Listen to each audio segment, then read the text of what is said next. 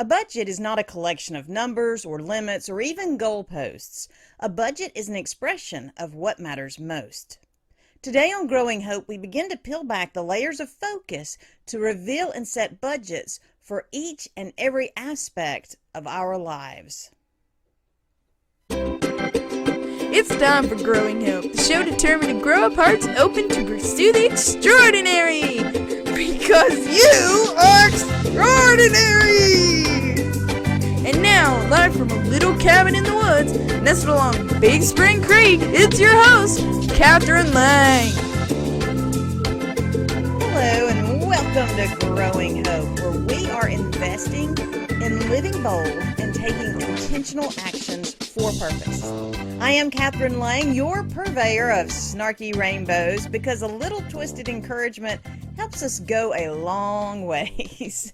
And reaching our big dream goals, it can feel like a long ways. So we need to find the boosts that we can find that work for us to keep us moving in that direction. The truth of it all is that it is not a long ways. It's one step. Everything we want to do and everything that we can do is made up of one step. Because that's all you can take. You can only take one step.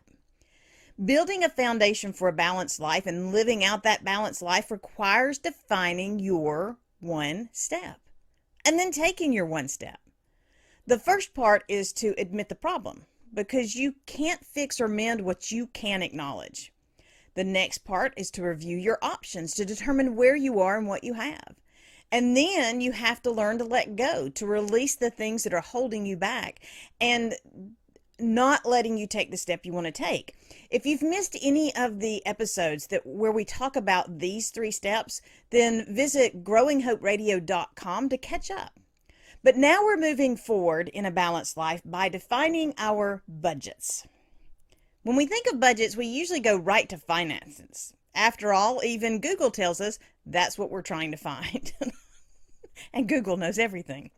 So budgeting offers powerful insight into so much more than money.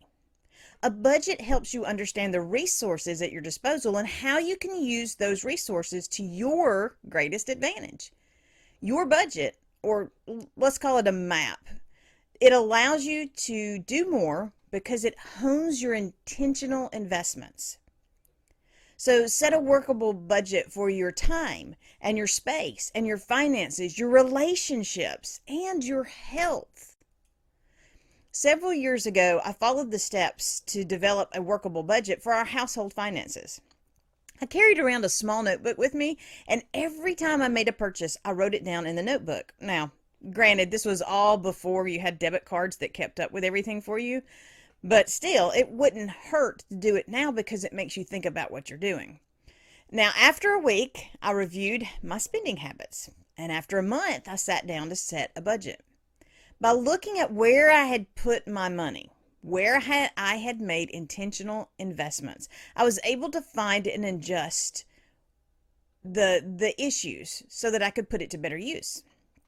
Later, I took those same principles and I applied them to my time.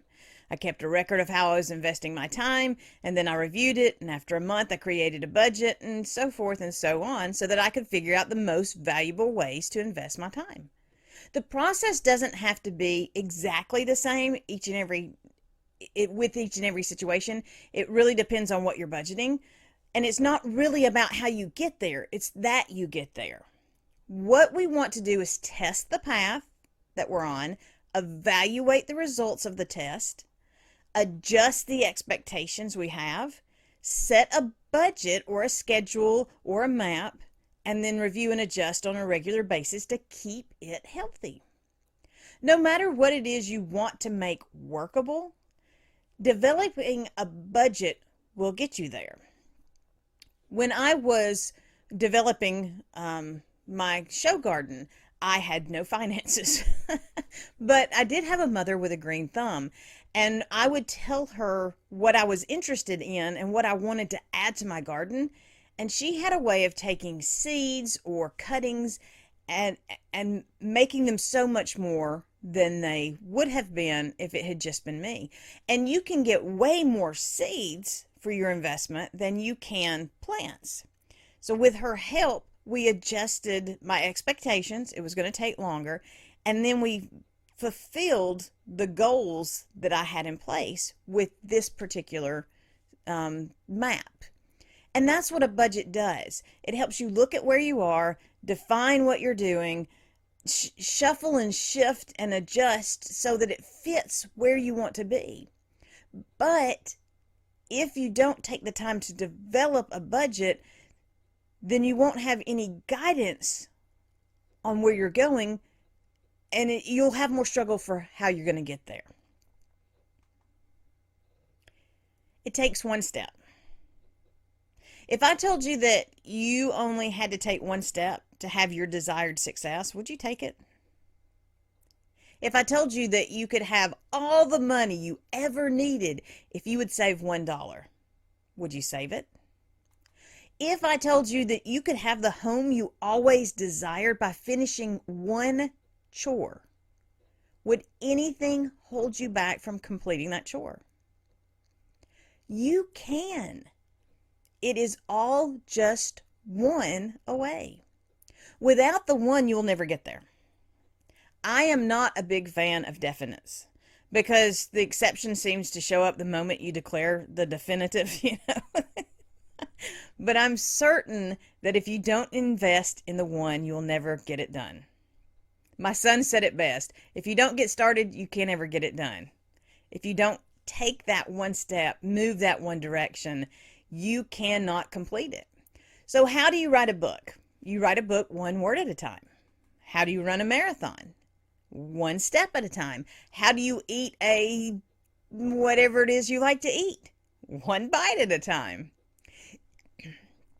It's the little bits that make up the big changes, and every budget, no matter what we're budgeting, is going to be made up of the little bits. The little bit added to another little bit to make up the big end result. I've not always been a fan of the little bits, but when I was in school, I scoffed at the idea that I needed to tackle whatever project it was a little bit at a time. I'll just wait. That's how I always said it. I'll just wait. And I always did wait. I waited until the very last moment, and then I would invest 24 hours or however many hours it took in a row to get the project done, and I would be exhausted. I would be on time, but I was not worth much for the next couple of days because I had to recharge. And then I had kids. It turns out that when you have kids, you don't get that much needed time to recharge. Instead, you have to hope that you'll have a chance to at least get a snippet here and there, maybe when they're napping. Maybe you'll even get to take a shower. And you have to invest in snippets of recharging in order to get fully recharged. And you cross your fingers that nothing happens before you get fully recharged and you have to have another project done. And it's exhausting just thinking about trying to recharge. So I began tackling things in little bits, because sometimes that's all that I had was a little bit. When I put the kids down for a nap, I would change into work clothes, grab the baby monitor, and I'd head outside to do a little bit of work in the garden. At the first sound of adjustment, I knew I had a little bit of time to clean up before the boys would be up and going again. It was not ideal. I mean, it took extra time because I had to keep getting cleaned up in between working little bits. But a budget in a situation is not always ideal. It's always not the perfect thing that we want. It's about doing the most with what we have available. I wanted to have the children at home, and I wanted to have a garden to enjoy. And those two wants required a compromise from me. And all budgets, no matter what they're for, will require compromise. You don't have it all right now. And even when you do have it all of this thing, you won't be where you are right now in another thing, and so forth and so on. So it might not even matter. Budget for now and adjust when your later gets here. See, our finances got very tight recently, and I had to cut all the expenses that I could think of to cut. And once I did that, I still needed to cut some more. And the only thing we had left to cut was the grocery budget. Groceries, when you're feeding 3 boys, get expensive. And it was the second highest expense in our home. It only fell behind the mortgage because it turns out you have to feed them 3 times a day, sometimes more in growth spurts. So I knew that the only thing I had left to cut was the grocery bill. But I would have to do even more cooking, and I cooked 3 meals a day, but I'd have to do more from scratch cooking in order to cut the bill. And the task seemed overwhelming, but it also looked like the only choice. So I made the choice. I made the compromise. I knew that at that moment I was bringing in all the money I could bring, and my husband was bringing in all the money he could bring. So I was going to invest more time into making things from scratch. And I did the budget. I looked at it. I looked at the bottom line, and it would cost about 1/10 to make the bread from home that it would to buy it in the store. And there were a few other things that were like that. So I used my pantry magic to make meals. I used my determination to cook from scratch, and I cut our grocery bill from $200 a week to $40 a week. It was tight. It was tough. Drink more water. I encouraged my family on a daily basis because water is free. Now, you'll notice that before I made the leap, I evaluated what I was proposing to do. It would be silly for me to determine to make everything from scratch, to invest all that extra time and effort to bake everything, only to end up spending more on ingredients than I would have if I had just bought the product from the store. A budget system helps you evaluate all the different aspects about what you're doing and what you're proposing to do. It's worth it. Is it worth it to make the change? Or is it going to cost you more in the long run? By knowing what you have, what you're doing, where you're going, you can evaluate the usage. You can answer the question from a firmer foundation if you look at the facts first. Every spring, a meme circulates that through social media, all the different aspects of social media, and it has the image of a tomato plant or a whole tomato, depending on the meme, and it brags or taunts, depending on your end of the meme, that you invest X amount of money and X number of hours to save $2 on a tomato. It doesn't make budgetary sense to invest that way if that's the case. The same goes for jumping into a second job to make more money. If it costs more money to take the second job than you're going to make, then it does not align with your need for the second job. I sat down with a friend to work through her finances because that's what she was doing. She was considering a second job. We figured up the costs of childcare and travel expenses and meals that would be required because, look, she knew that if she took the second job, she was not going to be able to prep all her meals and everybody else's meals every single day. And in the end, it was only going to bring in about $100 over the whole month when everything was balanced out. So she found a way to cut her budget for that amount and managed to get things to where she needed them to be. So taking the time to budget her path and see what was working for her helped her make the better choice. That's what a budget does. It allows you to make those informed decisions. You aren't jumping blindly into something. You're stepping with intention and purpose because you know that where you're stepping makes sense, or sense, depending on which end you're on. We had a total of 1,300 square feet when we got married. And when we first started homeschooling, we still only had 1,300 square feet. And we were hosting a weekly homeschool gathering.